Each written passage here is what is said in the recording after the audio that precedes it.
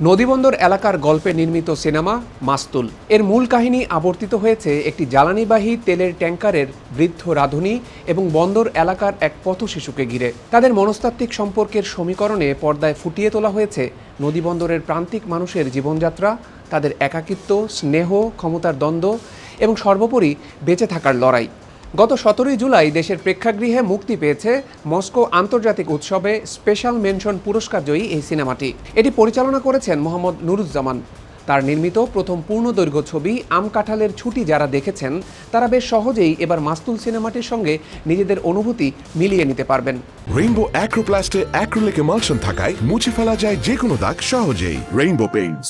যদিও প্রথম সিনেমার মতো এটি শিশুতোষ গল্প নির্ভর নয়, তবে নতুন সিনেমার কেন্দ্রীয় চরিত্রেও একটি শিশুর দেখা পাবেন দর্শকরা। নির্মাতার সহজ সাবলীল গল্প বলার ধরনে সিনেমাটি হয়ে উঠেছে অনেক বেশি উপভোগ্য। নুরা নামের শিশুর ভূমিকায় অভিনয় করেছেন আরিফ হাসান এবং তাকে ঘিরেই গল্প আবর্তিত হয়েছে। অন্যদিকে এই চরিত্রের ঘনিষ্ঠতা দেখা যায় বৃদ্ধ রাঁধুনি মকবুলের সঙ্গে। মকবুল চরিত্রে অভিনয় করেছেন ফজলুর রহমান বাবু। সিনেমাটিতে মকবুল খুবই নিরীহ প্রকৃতির একজন মানুষ। জ্বালানিবাহী ট্যাঙ্কারের নানা ঘটনা আর অপবাদের আড়ালে থাকা সত্য জেনেও মকবুল যেন নির্বিকার, তার যেন কিছুই বলার নেই। যদিও তিনি সবই বোঝেন, সবই জানেন। পর্দায় মকবুল ও নুরার এই রসায়ন দেখার মতো। আমি চরিত্রটা এনজয় করেছি এবং সংলাপ ছাড়া শুধু অভিব্যক্তি দিয়ে অ্যাকশনস রিয়াকশনস দিয়ে একটা চরিত্র প্রথম থেকে শেষ পর্যন্ত প্লে করার যায়, এটা আমি চ্যালেঞ্জ হিসেবে নিয়েছিলাম এবং দর্শকদের প্রতিক্রিয়া যেটা বুঝতে পারলাম যে দর্শকরা বিষয়টা নিয়েছেন, ভালোভাবেই নিয়েছেন। অন্যদিকে তেলবাহী ট্যাঙ্কারের সুখানি বা মাস্টারের ভূমিকায় অভিনয় করেছেন দীপক সুমন। নেগেটিভ এই চরিত্রে পর্দায় রীতিমতো বাজিমাত করেছেন এই অভিনেতা। নানা ফন্দি ফিকিরে ব্যস্ত এই চরিত্রটিকে পর্দায় ফুটিয়ে তুলতে দীপক সুমন অনবদ্য অভিনয় করেছেন।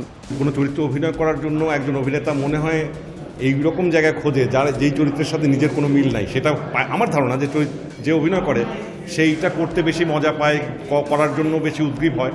আমার কাছে এই ঘটনাটা সেটাই ঘটেছে যে এই চরিত্রের যেই রকম বিষয় আশয়, মানুষের প্রতি এতটা অমানবিক, এতটা নির্দয়, এতটা ক্রুয়েল, এতটা জঘন্য, এতটা চোর এবং মানে যা যা মানুষের খারাপ থাকা দরকার সবগুলি প্রায় আছে।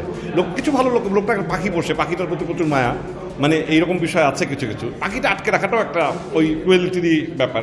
তো যেই চরিত্রটা ঠিক আমার বিপরীত জায়গায় দাঁড়িয়ে আছে, সেই চরিত্র নিয়ে খেলতে বা প্লে করতে, সেই চরিত্র প্লে করতে এইটা বেশি ইন্টারেস্টিং আমার কাছে মনে হয়। সিনেমায় একদিকে যেমন রয়েছে ট্যাঙ্কারের মানুষজনের নানা সমস্যা, তেমনি নির্মাতা নিপুণভাবে এই চলচ্চিত্রে তুলে ধরেছেন বন্দরের চালচিত্র এবং নদীর প্রাকৃতিক সৌন্দর্য।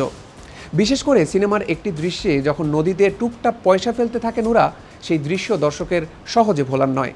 এমন মুন্সিয়ানার জন্য অবশ্যই বিশেষ ধন্যবাদ পাবেন চিত্রগ্রাহক মোহাম্মদ আরিফুজ্জামান ও শিল্প নির্দেশক হুসনাইন লিঙ্কন।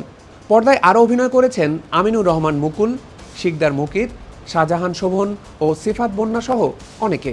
সব মিলিয়ে মাস্তুল শুধু তেলবাহী ট্যাঙ্কারের গল্প কিংবা কিছু দৃশ্য নয়, বরং অন্যায়ের বিপরীতে ন্যায়বোধ, ব্যক্তিগত স্বপ্নকে লালন করা এবং জটিল পরিস্থিতিতে ধৈর্য ধরার মতো গভীর এক মানবিক বার্তা ফুটে ওঠে এই সিনেমায়।